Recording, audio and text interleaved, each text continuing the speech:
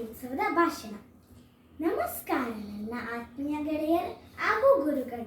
ಈಶ್ವರದಂದು ದೇಶಭಕ್ತಿಯ ಮಹಾ ಹಬ್ಬವಾದ ಗಣರಾಜ್ಯೋತ್ಸವದ ಬಗ್ಗೆ ಮಾತನಾಡಲು ನನಗೆ ಅವಕಾಶ ಸಿಕ್ಕಿರುವುದಕ್ಕೆ ನಾನು ತುಂಬ ಸಂತೋಷ ಪಡುತ್ತೇನೆ.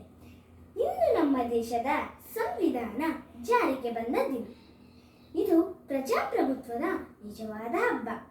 ಜನವರಿ 26, 1950ರಂದು ನಮ್ಮ ಸಂವಿಧಾನ ಜಾರಿಗೆ ಬಂತು.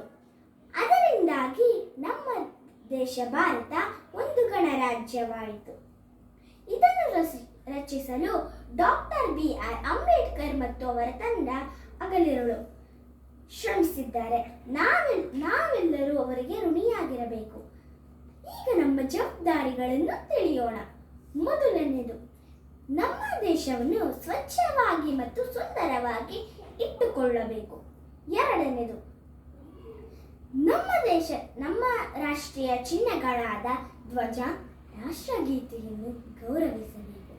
ಮೂರನೇದು, ಶಿಕ್ಷಣವನ್ನು ಪಡೆಯಬೇಕು ಹಾಗೂ ದೇಶದ ಪ್ರಗತಿಗೆ ಶ್ರಮಿಸಬೇಕು.